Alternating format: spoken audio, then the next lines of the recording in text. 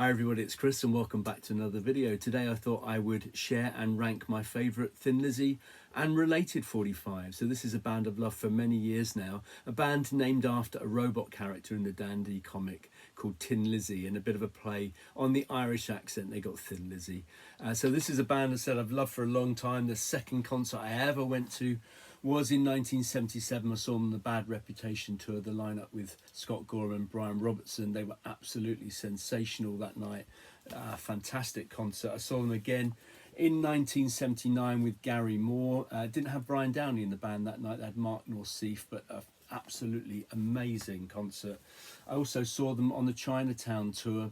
This was in 1980 with the lineup of the band with Snowy White, and then I saw them again on the Renegade tour and the final Thunder and Lightning tour in 83 as well. A magnificent live band who have quite a back catalogue when it comes to 45, so I thought I would share these with you. So at number 40 I've gone with The Farmer, their debut single.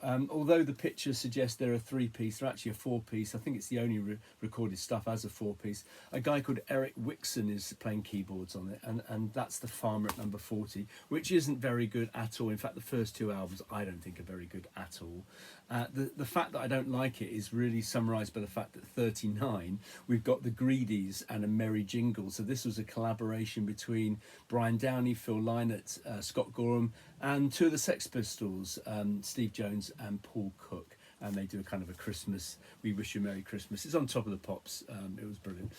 Anyway, next up, we've got, at number 38, we've got Randolph's Tango. This is from Vagabonds of the Western World from 73. Again, I'm not really keen on it. That was the better of the three early albums with Eric Bell. But a strange choice of a single. It's not a very strong song for me anyway. At, what was that? That was 38, wasn't it? 37.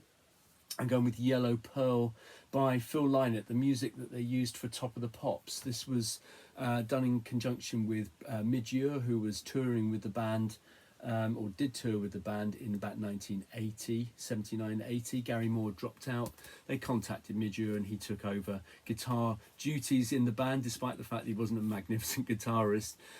He also played some keyboards, and in fact when they toured Japan, they had a guy called Dave Flett, who used to be in Manfred Mann's Earth Band. He joined the band for that tour, played the guitar, and Midge Ure played the keyboards very much more to kind of beef up the sound.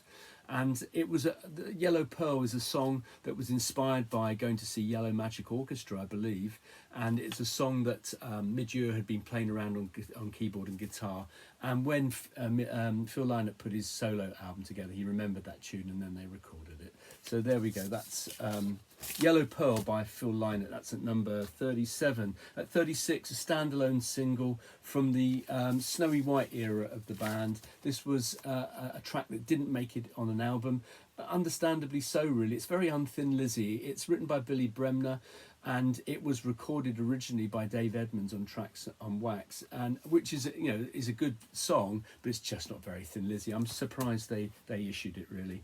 At number 35, I'm going with a song that is from Black Rose album. Phil Lynott wrote about it, his daughter Sarah. You can get three different picture sleeves. I've only got two of them, one with Phil and one with Scott. You can get one with Brian, despite the fact that Brian doesn't actually play on the album, and nor does Scott Gorham either. The drums are played by Mark Norseef, who was playing with the band quite a lot on tour at the time, and the guitar is done by Gary Moore. So yeah, it's not bad. It's, as I said, it's a tribute, if you like, to his daughter. It's not bad. It has also, I think it's that song, it has Huey Lewis playing harmonica as well on it. He was in a band called Clover back in the day, and they've supported Thin Lizzy on numerous occasions. I think Huey Lewis and Phil Lynott were good friends. At number 34, I've gone with Criminal Tendencies by Wild Horses, although it's really the B-side, which is the song that's put it on the ranking, The Rapist. Not a very nice title, but a really good song. In fact, it's a non-album track, and I think one of their best tracks. So Brian Robertson and Jimmy Bain, ex of Rainbow. Jimmy Bain couldn't sing, really. He did a bit of backing vocals in Rainbow, and I think that their main weakness was the fact they didn't have a vocalist. The material is okay, but the vocals kind of let them down a little bit.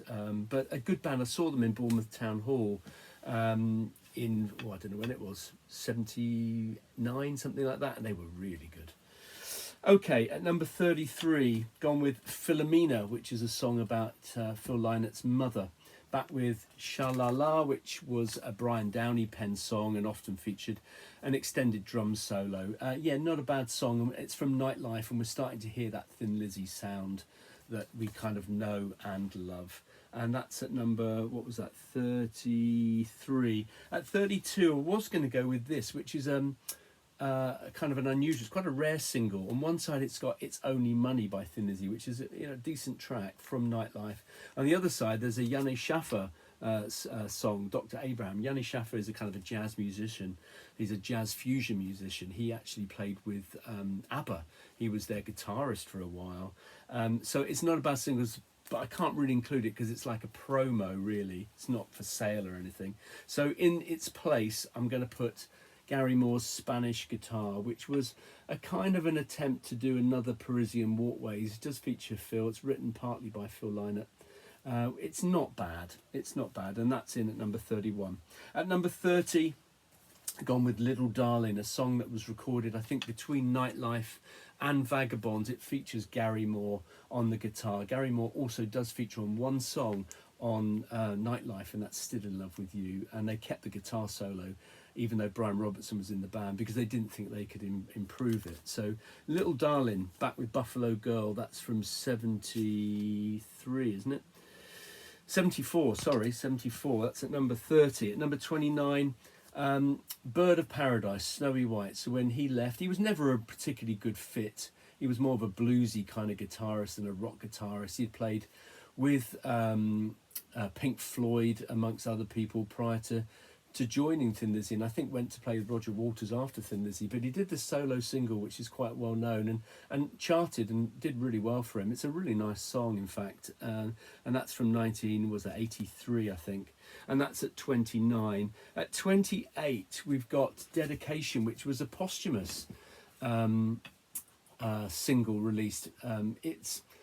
I think it was the centre of some kind of lawsuit, possibly, because they doctored the original guitarist. It's co-written by a guy called Lawrence Archer, who was in a band called Stampede, amongst other things.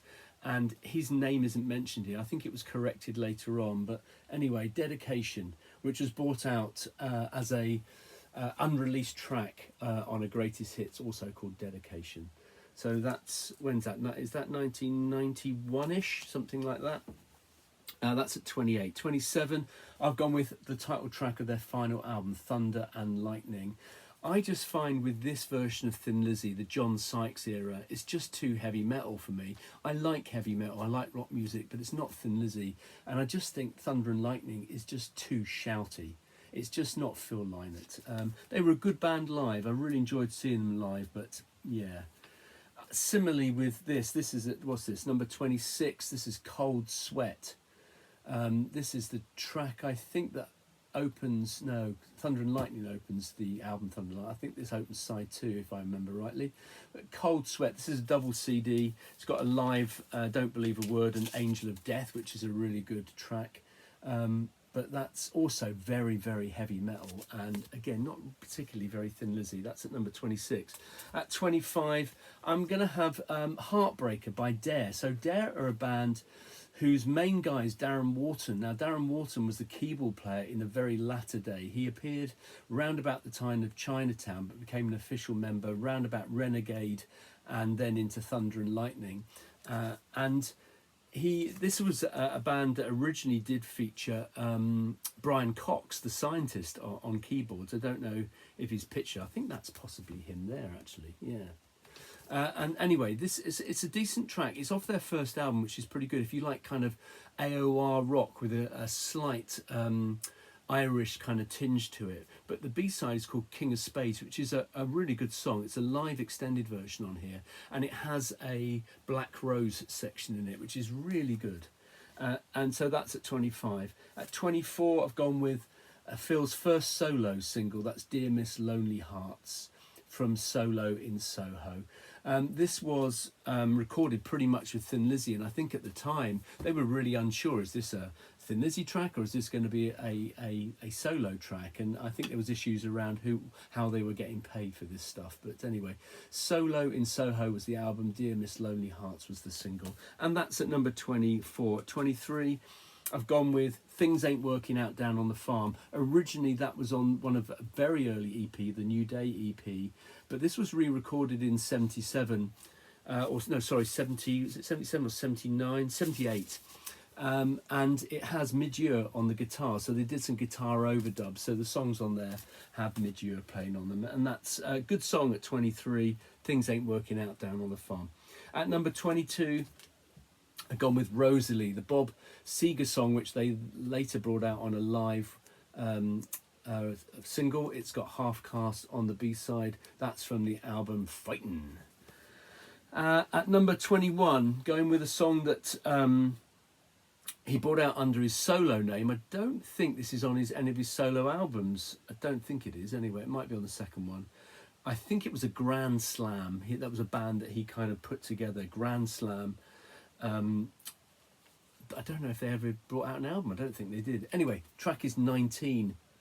And it's got a one-sided free single with it, with a track, with the track Whiskey in the Jar. It's a good version of it. 19. So this is actually produced by Paul Hardcastle, but it's not 19 that Paul Hardcastle did.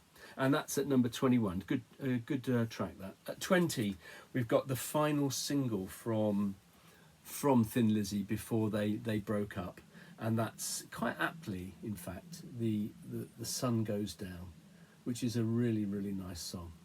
There we are. That's the John Sykes version of the band. At number 20. At number 19, I've gone with gone with Hollywood, Down on My Luck, Down on Your Luck, sorry. That was the track that came from the Renegade album. Nice little picture disc there from 81. Number 18, gone with The Rocker. So one of the earlier Thin Lizzy singles, one of the better ones. This was an album track. It was from Vagabonds of the Western World. Really good track. Features Eric Bell. Some really nice guitar work on that. At number 17, Wild One. This for me was one of the first times we really heard that dual guitar. So this is from Nightlife, and it's a really good song. I really like it. It's quite gentle, and I think Thin Lizzy always live were this really quite big sounding rock band. On albums they were much more subdued, and this is quite subdued, but the twin guitar sound, the essential sound of Thin Lizzy, is really good on that particular song. Wild One, that's from 75. Just ahead of it in 16, we're going back to Dare, Darren Wharton's band, and this is a fantastic track. It's the lead off track on the first album, Out of the Silence, and this is Abandon. And if you like AOR music, you know, with big anthemic choruses, you're going to love that. That's if you don't know, I'm sure you do. At number 15, of course, I've got to have somewhere Whiskey in the Jar. I think the original Whiskey in the Jar, this isn't the original, but the original Whiskey in the Jar has it spelt with an E, as in the Irish spelling. But it's a kind of a traditional arrangement of course, everyone knows that, of an Irish tune, and it's a great tune, featuring obviously Eric Bell. It was a non-album track. At number 14, and might be surprised to have this one ahead of some of the others and in here. I wish I'd completely forgotten about this because it was in a Thin Lizzy box rather than my Stiff Records box. But this is a song by a guy who had sung with a whole variety of people, including Jeff Beck and numerous others. They've gone out of my head actually who he did play with now. But his name is Bobby Tench, and this is a single that he produced, his last ever single he produced. Did he die recently or a long time ago? I can't remember now. Possibly recently. Anyway, this is I think his last ever recorded bit of music, in fact. Bobby Tench, Still in Love with You. So that's the Thin Lizzy track that features on Nightlife, that has Gary Moore on guitar, that Brian Robertson almost made it his own. And the interesting thing about this, I mean, Bobby Tench got a beautiful voice and was involved, I believe, with the initial reincarnations of Thin Lizzy back in the day, after Phil Lynott had died. But Brian Robertson actually plays guitar on here, and it's a beautiful version of it. And I don't know if you've heard, it's on Stiff Records, beautiful version of Still in Love with You by Bobby Tench, and that was at number, what was that, 14? At 13, I'm going a collaboration between Gary Moore, who was obviously in the band for one album, and Phil Lynott, and that's Out in the Streets. Out in the Fields. Love this song. This is a double CD. It's got Still in Love with You on the live part of it as well, which is tremendous. He also did, Gary Moore, when he did Over the Hills and Far Away. On here you can get Out in the Fields, a live version which does have Phil singing, which is also really good. And that's at my number 12 slot, Out in the Fields, Gary Moore. At number 11, I haven't got this on 7, but I've got it on 12. I bought it when it first came out. I've always loved this. It's magnificent, and it's the Live Killers EP, and the track I'm choosing is on the A side. It's Are You Ready? And it's a brilliant version. Now, this was a non-album track that featured on Live and Dangerous, and they used to open concerts with it. And this is with the Snowy White version of the band, but it's absolutely brilliant. It's recorded in Dublin in 1980. We've also got A Bad Reputation, which is one of my favourite tracks by Thin Lizzy. That's also on here, but it has a drum solo which kind of ruins it, although Brian Downey is one of the most overrated rock drummers ever. It has Dear Miss Lonely Hearts, a version of that also from Dublin, from the same night as Are You Ready?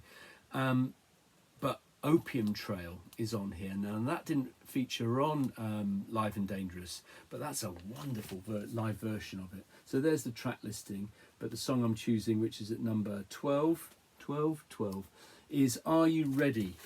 From, when is that, 1980.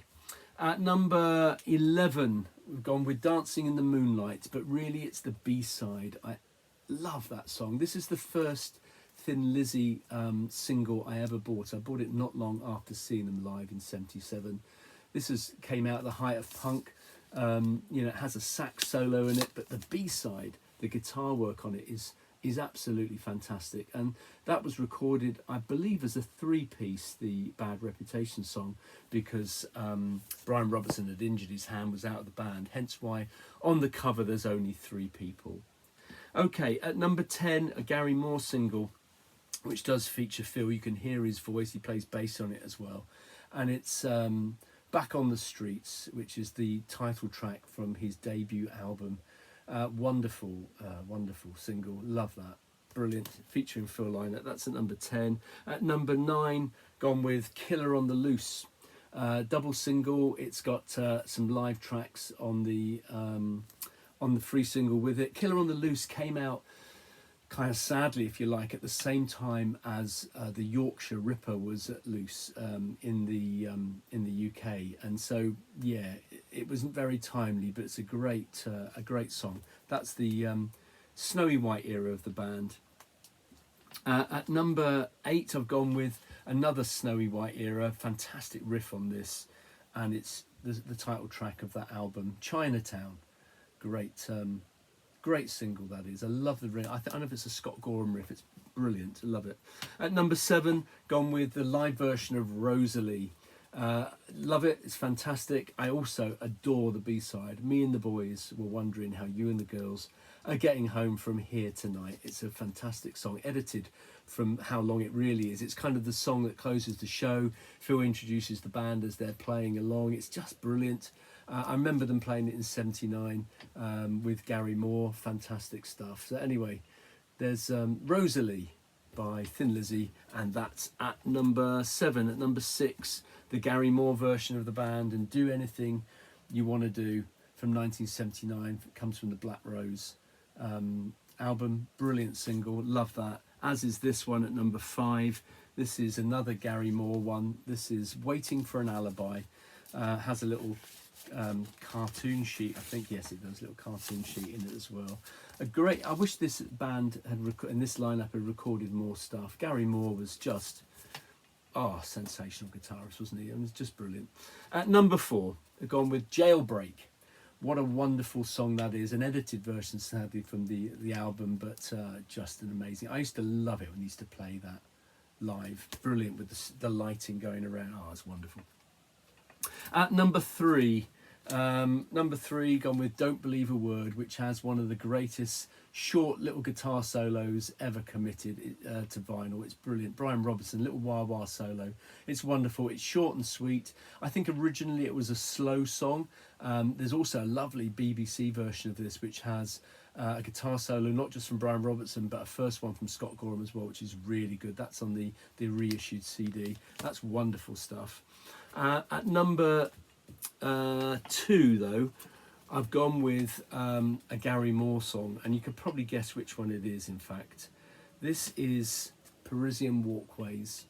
Has a song called Fanatical Fascists on the B-side, which I think Phil Lynott sings on. But he sings, obviously, Parisian Walkways. Oh, this is gorgeous. The guitar work on this is fantastic.